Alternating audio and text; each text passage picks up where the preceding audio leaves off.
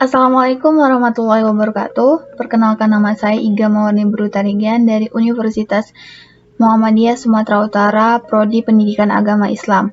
Di sini saya akan mengerjakan atau menampilkan presentasi saya dari bidang studi mata kuliah strategi dan metode.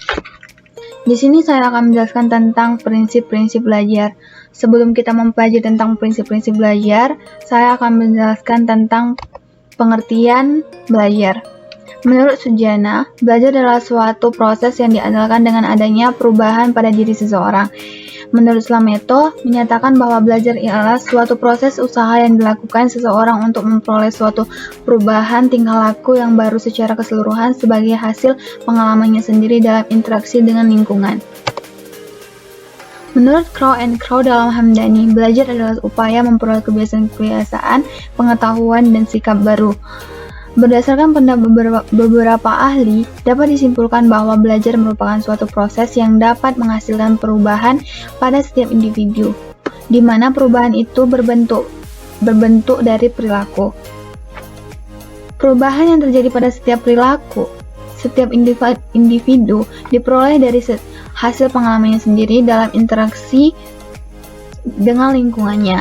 Perubahan seseorang terjadi secara bertahap, tidak langsung dapat dilihat pada kesempatan yang akan datang. Pula, perubahan-perubahan tersebut tidak hanya bertambahnya ilmu pengetahuan, namun juga terwujudnya keterampilan, kecakapan, sikap, tingkah laku, pola pikir, dan lain-lainnya, berserta kepribadian. Nah, di sini kita akan membahas tentang prinsip-prinsip belajar. Ada beberapa yaitu 7 prinsip belajar ya. Proses belajar memang kompleks, tetapi dapat juga dianalisa dan diperinci dalam bentuk prinsip-prinsip atau asas-asas belajar. Hal ini perlu diketahui agar memiliki pedoman belajar secara efisien. Menurut Dimyati, prinsip-prinsip belajar itu adalah sebagai berikut. 1. Perhatian dan motivasi. Perhatian mempunyai peranan penting dalam kegiatan belajar. Tanpa adanya perhatian, tidak mungkin akan terjadi sebuah proses belajar. Perhatian terhadap pelajaran akan timbul pada siswa apabila bahan pelajaran sesuai dengan kebutuhannya. Apabila bahan pelajaran itu dirasakan sebagai sesuatu yang diperlukan untuk belajar lebih lanjut atau diperlukan dalam kehidupan sehari-hari, maka akan membangkitkan motivasi untuk belajar atau untuk mempelajarinya. Di samping perhatian, motivasi juga mempunyai peranan penting dalam kegiatan belajar. Motivasi adalah tenaga yang menggerakkan atau mengarahkan aktivitas seseorang. Tanpa adanya motivasi, seseorang tidak dapat melakukan kegiatan dengan sebaik-baiknya. Oleh karena itu, dengan perhatian dan motivasi, maka siswa akan melakukan proses belajar atau membiasakan diri dengan belajar dengan baik, sehingga ia dapat memperoleh hasil yang ia inginkan. Kedua adalah keaktifan. Dalam setiap proses belajar, siswa selalu menampakkan keaktifan. Keaktifan itu beraneka ragam bentuknya, mulai dari kegiatan fisik yang mudah kita amati sampai kegiatan fisik atau sampai kegiatan psikis yang susah diamati. Kegiatan fisik bisa berupa bacaan, mendengar, menulis, berlatih, keterampilan-keterampilan, dan sebagainya. Ketiga adalah keterlibatan langsung atau berpengalaman.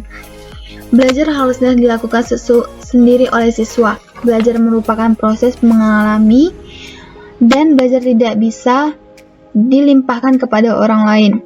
Menurut Edgar Dale dalam Dimyati, belajar yang baik adalah belajar melalui pengalaman langsung. Dalam belajar melalui pengalaman langsung, siswa tidak sekedar mengamati secara langsung, tetapi ia harus menghayati, terlibat langsung dalam perbuatan, dan bertanggung jawab terhadap hasilnya.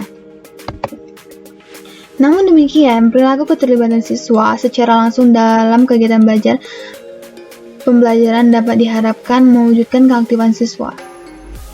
Keempat, pengulangan. Prinsip belajar yang menekankan perlunya pengulangan berapa kali pada Yang paling tua adalah yang dikemukakan oleh teori psikologi daya. Menurut teori ini, belajar adalah melatih daya-daya yang ada pada manusia yang terdiri atas daya mengamat, menanggap, mengingat, menghayal, merasakan, berpikir, dan sebagainya. Dengan mengadakan pengulangan, maka daya-daya tersebut akan berkembang, dan juga apabila daya-daya tersebut dilatih dengan pengadaan pengulangan, maka akan menjadi sempurna. Selain itu, dengan adanya pengulangan, maka akan membentuk respon yang benar dan akan dapat membentuk kebiasaan-kebiasaan. Kelima adalah tantangan. Tantangan yang dihadapi dalam bahan belajar membuat siswa bergairah untuk mengatasinya. Bahan belajar yang baru yang banyak mengandung masalah yang perlu dipecahkan membuat siswa tertantang untuk mempelajarinya. Pelajaran yang memberikan kesempatan pada siswa untuk menemukan konsep-konsep, prinsip-prinsip, dan generalisasi akan menyebabkan siswa berusaha mencari dan menemukan konsep-konsep, prinsip-prinsip, dan generalisasi tersebut. Keenam adalah balikan dan penguatan. Siswa selalu membutuhkan suatu kepastian dari kegiatan yang akan dilakukan. Dengan demikian, siswa akan selalu memiliki pengetahuan tentang hasil yang sekaligus merupakan penguatan bagi dirinya sendiri. Seorang siswa belajar lebih banyak bila mana setiap langkah segera diberikan penguatan. Hal ini timbul karena kesadaran adanya kebutuhan untuk memperoleh balikan dan sekaligus penguatan bagi setiap kegiatan yang dilakukan. Untuk memperoleh balikan penguatan bentuk-bentuk perilaku siswa yang memungkinkan, diantaranya adalah dengan segera mencocokkan jawaban dengan kunci jawaban, menerima kenyataan terhadap skor atau nilai yang dicapai, atau menerima teguran dari guru atau orang tua karena hasil belajar yang jelek. Ketujuh adalah perbedaan individual atau yang terakhir. Setiap siswa memiliki karakteristik sendiri-sendiri yang berbeda satu dengan yang lain. Kesadaran bahwa dirinya berbeda dengan siswa lain akan membantu siswa menentukan cara belajar dan sarana belajar bagi dirinya sendiri. Contohnya, pada saat siswa menentukan tempat duduk di kelas, menyusun jadwal belajar, dan lain-lainnya. Baiklah, sekian dari hasil presentasi saya tentang prinsip-prinsip belajar. Lebih dari kurang saya mohon maaf.